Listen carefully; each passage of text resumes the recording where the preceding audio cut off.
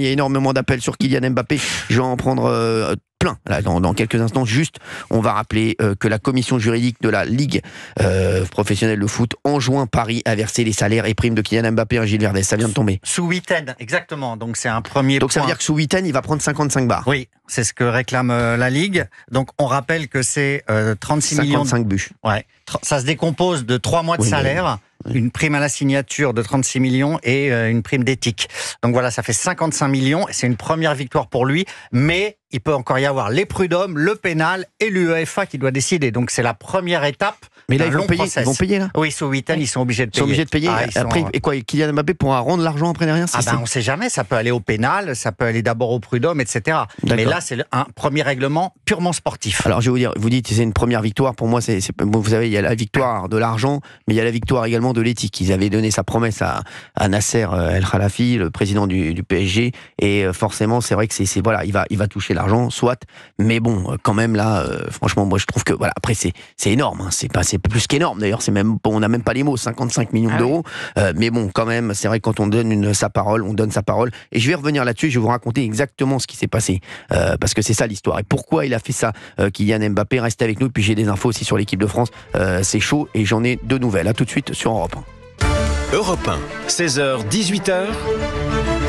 On marche sur la tête. On marche sur la tête. Il est 17h41 et on parle de Kylian Mbappé. Je pense que là, on va encore, voilà, ça serait très long. Hein. On va donc mettre, on a beaucoup de choses à dire sur Kylian Mbappé. Donc, il va prendre les 55 millions sous huitaine du Paris Saint-Germain. On va rappeler l'histoire. Kylian Mbappé était dans ce qu'on appelle le loft à l'époque. Le loft, ça veut dire ce sont les joueurs qui ne jouaient pas, puisqu'il avait été mis de côté, puisque le PSG avait entendu dire, c'est pas lui qui leur a dit, hein, ils avaient entendu dire qu'il était en négociation avec le Real Madrid et que même il aurait signé avec le Real Madrid pour partir au Real Madrid sans prévenir le Paris Saint-Germain et sans aucune indemnité, alors qu'il a coûté près d'1 milliard au Paris Saint-Germain. Donc il a dit voilà, je pars, et puis voilà, il a fait ces petits trucs dans leur dos.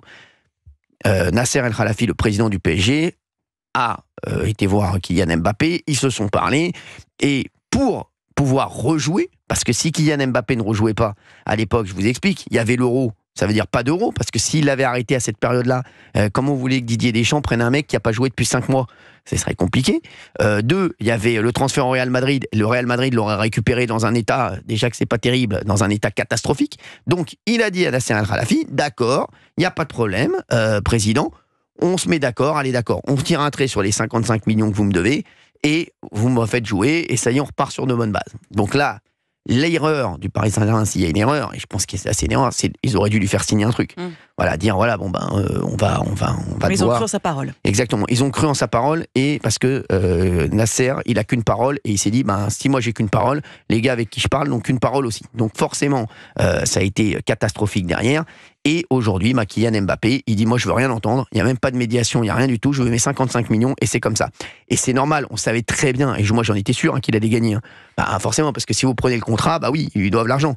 Après, il y a les contrats, et forcément, il y a les hommes et il y a aussi l'éthique. Mais ils pouvaient juste s'arranger entre eux. À partir du moment où ça allait devant la Ligue ou devant des tribunaux, je pense que le PSG a peu de chances de gagner, puisque c'est une parole donnée. Donc forcément, c'est la parole contre parole. Il fallait juste s'arranger avec Kylian Mbappé, Gilles Verdez. Alors oui, et ça évolue de minute en minute, puisque le PSG vient de faire savoir que peut-être il ne paierait pas.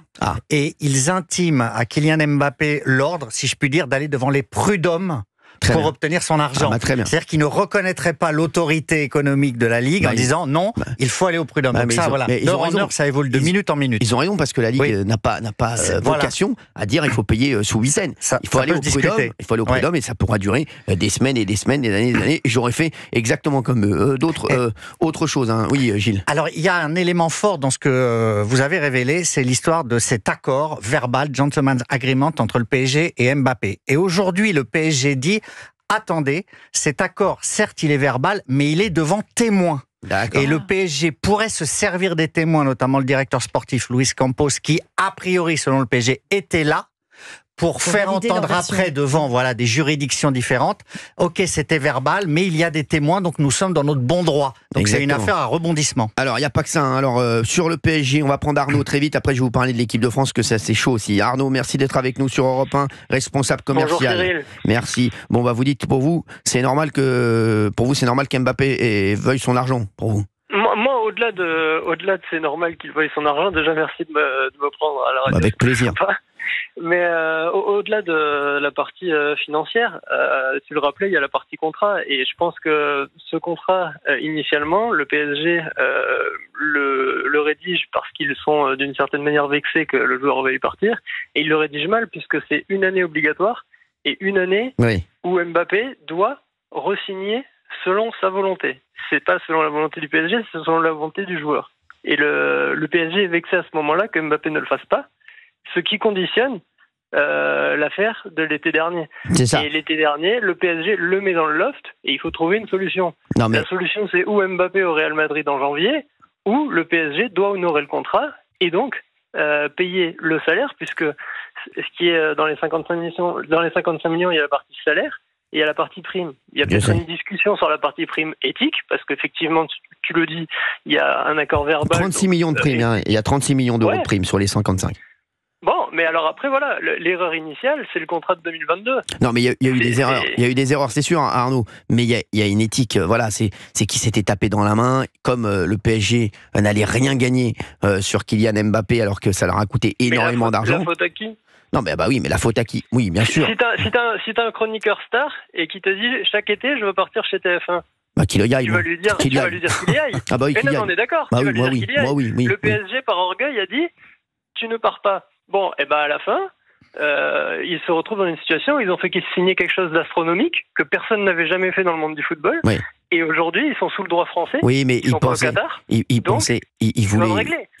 voulait, en vérité, Arnaud, ce qu'il voulait sur Kylian Mbappé, le PSG, c'est qu'il signe même 1 an de plus ou 2 ans de plus au PSG, qui partent avant et qui puissent prendre 100 millions, 150 millions de transferts. Là, ils ont pris 0. Ça leur a coûté énormément d'argent, ils ont pris 0. Donc, il y a eu cette discussion entre Kylian Mbappé et NAC, donc le président du Paris Saint-Germain, et ils se sont dit les deux, Kylian Mbappé avait tapé dans la main de NAC et lui avait dit d'accord, on tire un trait sur ces 55 millions d'euros, mais je rejoue tout de suite, parce que forcément, Kylian aussi voyait son intérêt. Il s'est dit, si je rejoue pas si je rejoue pas pendant 5 mois, comme j'ai dit, c'est pas d'euro, il aurait pas fait l'euro, Ligue des Champions, pas de Ligue des Champions, et aussi, surtout, il serait arrivé au Real Madrid, catastrophique au point de vue physique. Donc forcément, il voulait absolument rejouer. Merci Arnaud quand même d'avoir été avec vous, et on comprend votre position, Arnaud, forcément sur Europe 1. Merci Arnaud.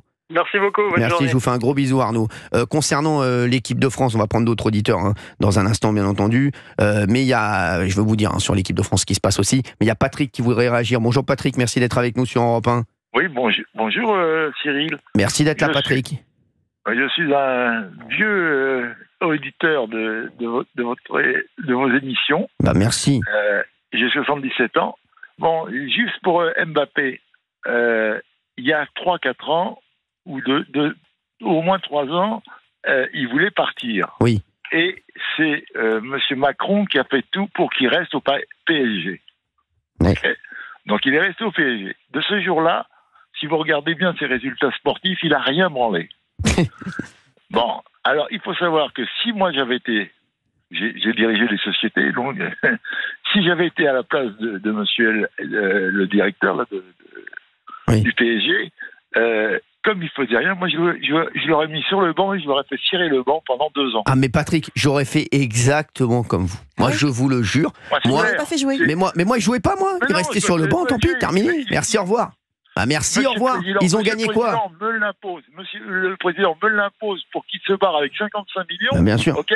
Parce que c'était combien Non, mais pour qu'il se barre sans qu'on prenne 1 euro, surtout le Paris Saint-Germain. Voilà, tout à fait. Mais moi, Patrick. J'aurais dit, tu restes ok, mais tu sers le banc. Tu sers le banc, exactement. Et on va voir. Et je peux vous dire que ça se serait passé autrement. Je suis complètement d'accord avec vous, Patrick. Pour moi, il fallait le laisser sur le banc. Il n'y a pas d'Euro, il n'y a pas de Real. Il est sur le banc, il fait plus rien. Je peux vous dire que là, ça aurait pas été la même limonade. De toute façon, perdu pour perdu, je l'aurais laissé sur le banc. Et qu'est-ce qu'on a gagné de plus avec lui? On a gagné la Ligue 1.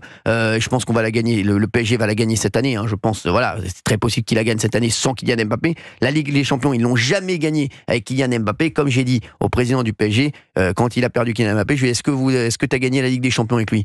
Il m'a dit non. J'ai dit bon bah voilà, terminé, merci, au revoir. Tu la gagneras certainement sans lui. Merci Patrick d'avoir été avec vous, ça fait du bien. Mais juste un point quand même. Oui.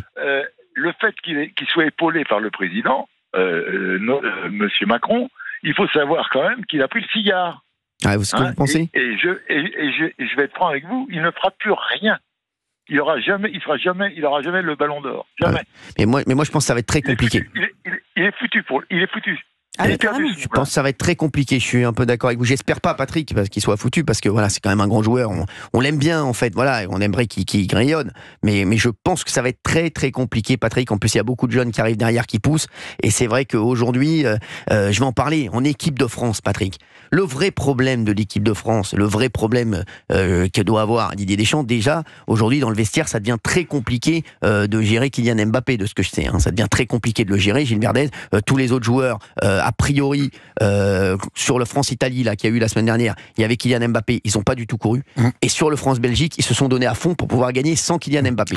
C'est la rumeur qu'il y aurait. Oui, il a un ego surdéveloppé. Donc quand vous avez un ego surdéveloppé, il faut marquer des buts, il faut faire gagner l'équipe.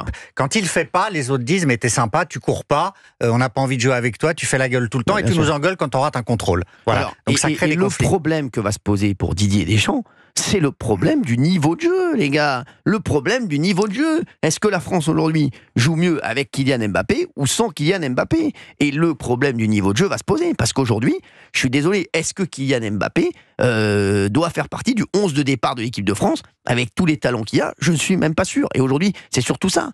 Aujourd'hui, à un moment, est-ce que Kylian Mbappé, on doit le mettre obligatoirement dans le 11 de départ de l'équipe de France? Il y a aussi, ça pose un problème, surtout qu'aujourd'hui, on le voit, il a énormément critiqué Didier Deschamps. Sa maman a énormément critiqué Didier Deschamps off et Didier Deschamps l'a su derrière. Donc forcément, là, il y a une tension entre Didier Deschamps et Kylian Mbappé. On a l'impression qu'il va y avoir un bras de fer entre Kylian Mbappé et Didier Deschamps. Et forcément, ça devient compliqué. Deschamps, il sait tout. Il sait tout ce qui se dit on et off. Donc voilà, il a su que Mbappé le critiquait. Mbappé a critiqué le staff dimanche. Ça, c'est une première entre les deux matchs. Ça ne se fait pas en football. Et critiquer le staff, c'est critiquer Deschamps et tous ses adjoints. Il l'a très mal pris. Luna est avec nous sur Europe 1. Merci Luna. On a 1 minute 42. Pour vous, c'est indécent de réclamer. Je voulais te dire un truc encore. Ah, dites-moi, Patrick. Oui, moi je serais Didier Deschamps, c'est simple, je lui dirais tu restes au vestiaire du Real de Madrid. Bah, moi aussi. Quand tu seras en forme, tu reviendras. Mais moi, je suis d'accord avec vous. Niveau de jeu, je ne le mets pas dans l'équipe. Niveau de jeu, je ne le mets pas dans l'équipe. Alors, ils ont gagné contre la Belgique.